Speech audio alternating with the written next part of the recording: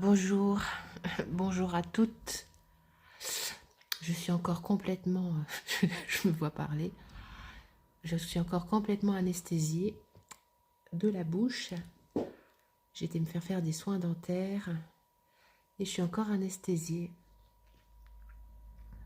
Mais c'est pas grave, même si j'ai la bouche qui va de travers, même si des parts de moi anesthésiées sont en train de remonter, je veux vraiment partager avec vous, putain, ma colère, quoi. Ouais, je suis vachement en colère en ce moment. Là, je me retiens parce que waouh, c'est hyper fort ce que je ressens en ce moment. Dans tous les accompagnements euh, que j'ai en ce moment, il y a quelque chose de récurrent, hein. Forcément, ça vient me résonner dans ma propre histoire. La non-reconnaissance financière des mères, des femmes. C'est un truc de fou comment nos ventres, nos bassins, notre énergie sexuelle est vraiment astralisée par une non-reconnaissance financière. J'avais ce matin une accompagnée avec moi qui me disait à quel point elle ne se sentait pas reconnue dans son mariage, dans son couple, parce que elle ne rapportait pas d'argent et comment elle sentait que son mari, en tout cas, jugeait cela. Et c'est une femme qui a donc 3 enfants, hein, moi j'en ai 4, et qui effectivement, bah, on est tellement habitué à ne pas être reconnu dans cet espace-là que ça en devient normal. Et donc à un moment donné, je lui ai dit, mais enfin, au secours quoi. Qu'est-ce que tu lui apportes à ton mari finalement, concrètement, tous les jours? Qu'est-ce que tu fais concrètement? Qu'est-ce que tu crées? Qu'est-ce que tu fais tous les jours pour ton mari? Alors elle me dit, oui, je le soutiens, je suis là, je l'écoute. Je dis, oui, d'accord, ok, ok. Mais concrètement, quoi, qu'est-ce que tu fais concrètement tous les jours? C'est-à-dire qu'on fait tellement de trucs, c'est-à-dire qu'on n'est même pas capable de poser notre conscience dessus. Donc je lui dis, mais qui fait à manger? Ben c'est moi. 99% du temps, c'est moi. D'accord. Qui fait le ménage? Bah, c'est moi. En général, c'est moi qui fais le ménage. Qui s'occupe des enfants quand ils sont malades? Qui va les amener à l'école? Bah, c'est moi. D'accord, ok. Donc, ça fait combien de corps de métier, ça? Alors, ça fait assistante maternelle, ça fait cuisinière, ça fait aide ménagère, et puis il faut compter aussi la psy, quand même, parce qu'on est quand même là à l'écoute. Donc, ça fait quand même pas mal de corps de métier. Du coup, là-dessus, forcément, la rencontre sexuelle est très pauvre. Ils n'arrivent pas à se rencontrer, normal, hein. Il y a une espèce de prostitution larvaire inconsciente. Et donc, je lui dis, mais écoute, tu sais, ce qui serait intéressant, c'est que tu calcules combien, si tu avais été payé dans chacune de ces fonctions, combien ça t'aurait rapporté. Et alors, elle m'a renvoyé un chiffre assez hallucinant. Bon, sur 26 ans de mariage, ça fait 626 567,76 euros parce qu'elle a pris tous les corps de métier. Et je trouve ça incroyable parce que quand on ramène ça sur 26 ans et par mois, ça fait 2000 euros par mois. Et en fait, on est tellement habitué à ce que nos mères, nos grands-mères ont fait comme ça, euh, que la femme qui va finalement, entre guillemets, comme sacrifier sa carrière pour s'occuper de ses enfants, c'est normal. On voit pas on voit pas l'énergie d'argent finalement. On voit pas l'abus caché derrière tout cela. C'est comme si c'était normal finalement, puisqu'elle est mère, donc c'est elle de tout faire. C'est elle de payer de sa personne, de son corps, de son énergie vitale.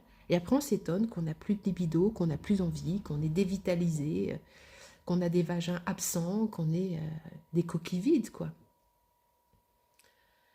Et c'était un peu un électrochoc finalement de voir les chiffres. Quand je vois tous les jours, enfin quand je vois tous les jours le manque, comment on oublie en tant que femme notre valeur.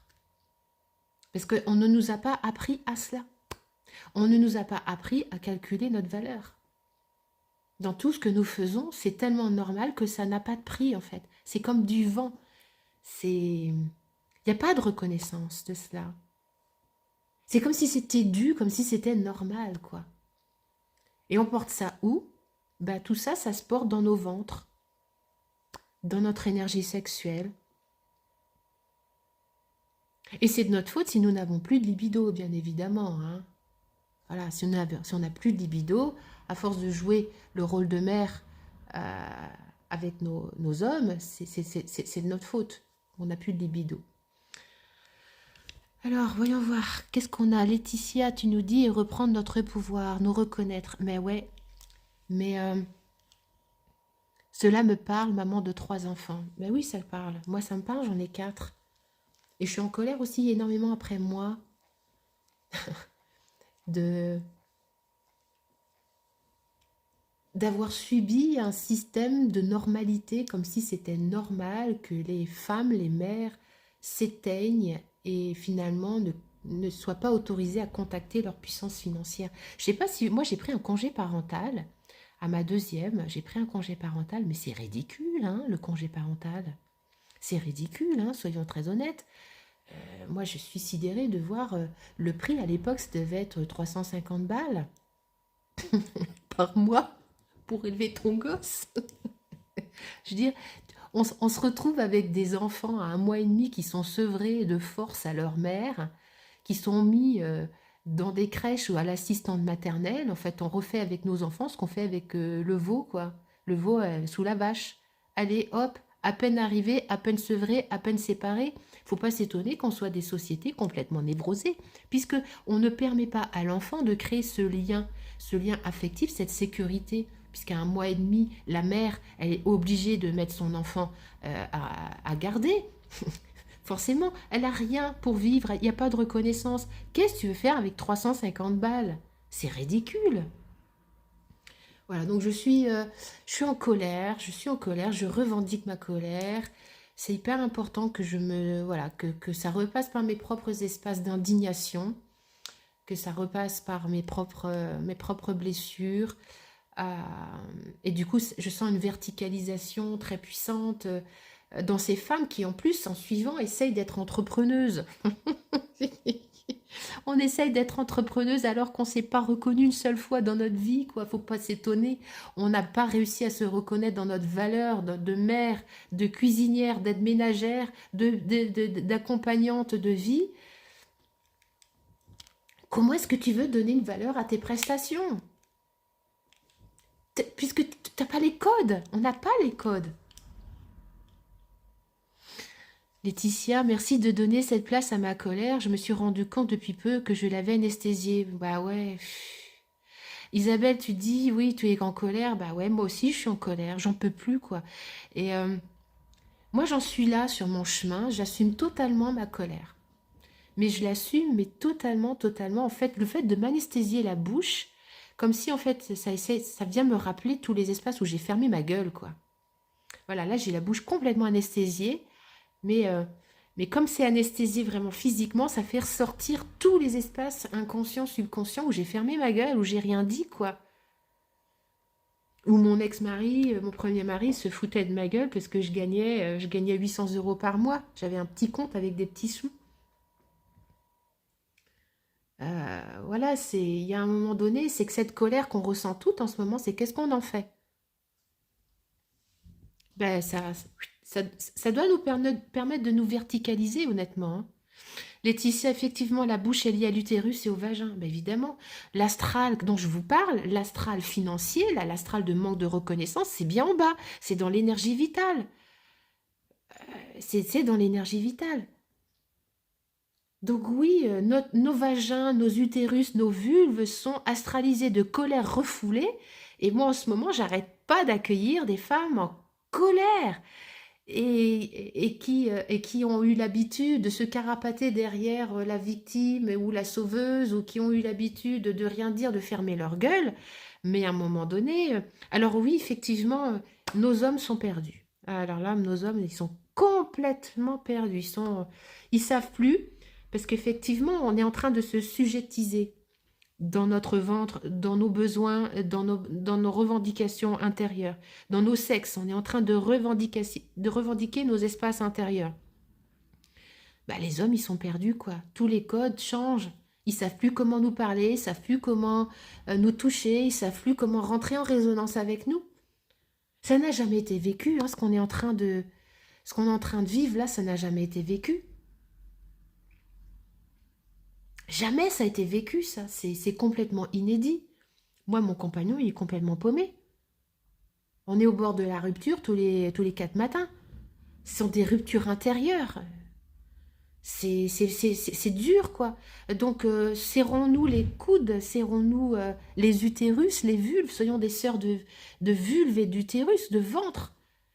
Entre nous, soutenons-nous, quoi. On n'a jamais eu autant besoin de cette sororité de vulves et d'utérus en ce moment. C'est maintenant, quoi. C'est maintenant et tentons comme on peut. Alors, je sais pas si on peut être vraiment en colère et pour créer des ponts de conscience, de communication, mais j'ai cette sensation que c'est déjà en reconnaissant euh, nos propres injustices, nos propres manques avec nous-mêmes, on les reconnaît et qu'on peut en fait les affirmer à nos hommes, enfin à nos compagnes ou nos compagnons, peu importe le sexe, on s'en fout. Déjà, c'est en se reconnaissant soi, reconnaître les vides, les absences, les anesthésies, comment ces anesthésies psychiques, eh bien, on peut les livrer en disant, mais voilà, maintenant, moi j'ai besoin de ci, j'ai besoin de ça, j'ai besoin d'être soutenue, j'ai besoin d'être touchée de cette façon. Cette accompagnée ce matin qui disait, tu sais, Karine, j'avais envie de pleurer avec elle, quoi. Mais c'est parce que ça me touche tellement. Tu sais, c'est quand même pas compliqué ce que je demande.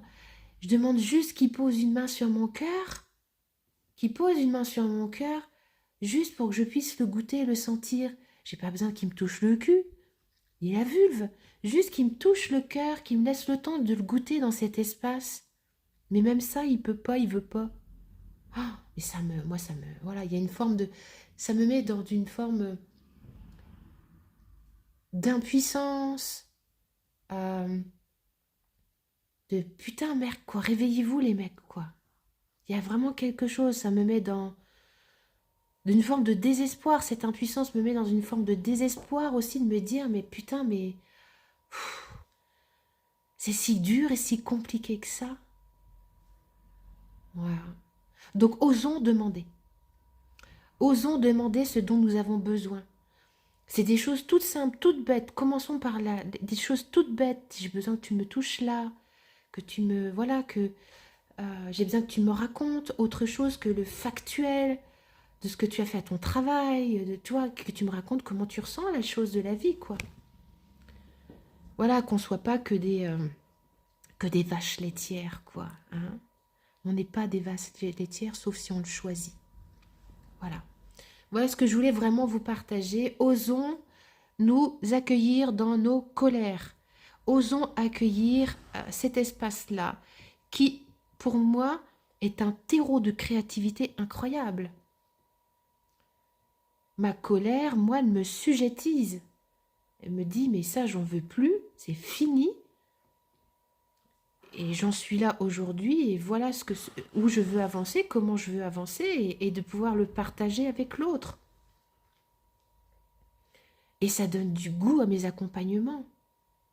Ça donne du goût à mes accompagnements, ça donne du goût à mon yin, à mon creuset qui, du coup, a le droit d'être en colère, de se rebeller, de se sujettiser, de dire je ressens de la colère, je ressens de l'indignation, j'en peux plus d'être une vache à lait incomprise.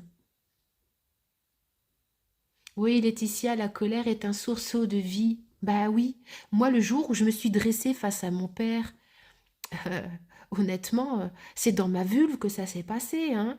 Quand je lui ai dit, je me suis dressée comme ça, et je lui ai dit ce qui me menaçait, parce que j'étais pas d'accord avec lui.